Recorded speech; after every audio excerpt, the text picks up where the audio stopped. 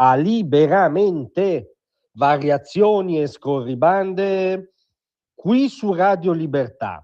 Allora la prova definitiva che il Partito Democratico, in teoria il principale partito della sinistra, del centro-sinistra italiano, quello che dovrebbe rappresentare al massimo grado la sinistra istituzionale e un'agenda alternativa di governo, è ormai totalmente indistinguibile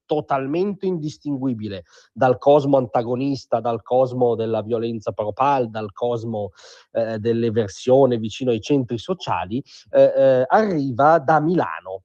Sapete che a Milano il prossimo sabato 18 aprile succede questa cosa evidentemente inaudita, inaccettabile, gravissima, per cui la Lega e il Movimento dei Patrioti Europei ritengono di fare una manifestazione in Piazza Duomo su dei temi che ritengono delle urgenze della contemporaneità. C'è un momento, come dire, di massima espressione, no? Del rito democratico, dei movimenti politici che vanno in piazza e si confrontano con i cittadini su delle idee.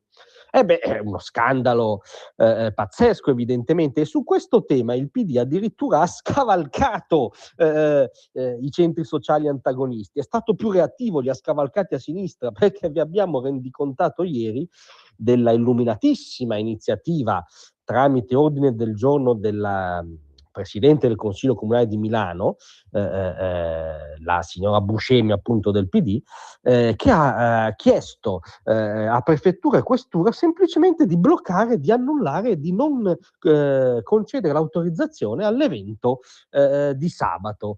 Quindi chi non la pensa come noi non può ritrovarsi in piazza, non può manifestare, non può proporre le sue idee nell'agorà. Cioè, questa è l'idea di democrazia che attecchisce nel Partito Democratico, la libertà di pensarla come loro.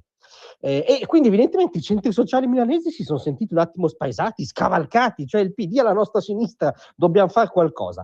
E quindi hanno fatto un comunicato stampa che ribadisce ovviamente questa ottica. Ormai sono i centri sociali che inseguono il PD nello sfascismo antagonista, questa è la situazione, dicendo che accerchieranno Piazza Duomo,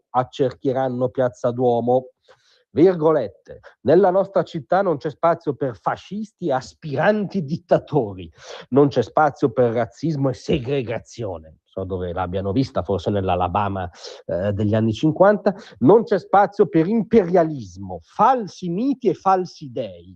Tra l'altro tirare in ballo l'imperialismo per il ritrovo di movimenti che fanno della sovranità nazionale, dell'autodeterminazione dei popoli uno dei loro punti qualificanti, vuol dire che evidentemente siamo 1000 chilometri fuori dal merito delle questioni. Ma hanno continuato questi signori dei centri sociali.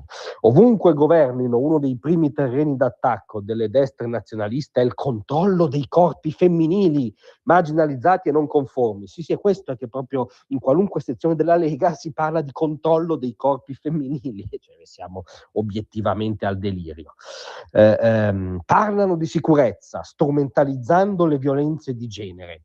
Cioè, immagino intenda sottolineando che la violenza dell'uomo sulla donna è prassi abituale di alcune culture, non la nostra. Questo credo che intendano. Vendono repressione e profilazione razziale nei quartieri. Profilazione razziale nei quartieri.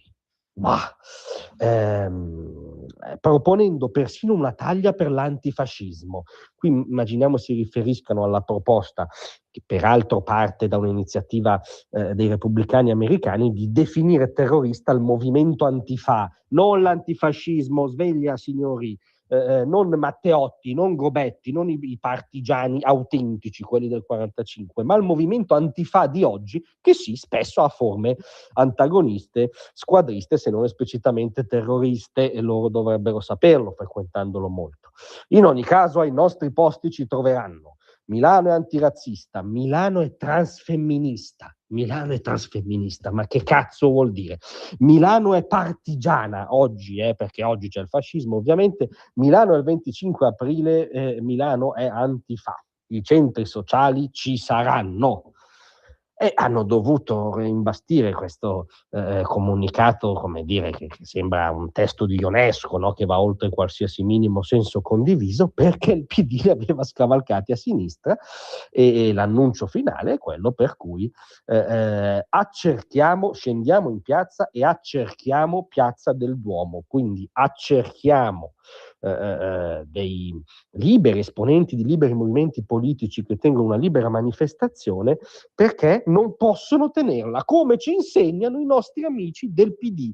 Questa è la sinistra italiana contemporanea, evidentemente senza distinzioni di sorta tra la Presidente del Consiglio Comunale di Milano e i centri sociali, tra Elly Schlein e i capi dell'antagonismo nelle strade, perché l'agenda è la stessa, le parole d'ordine sono le stesse, l'intolleranza è la stessa.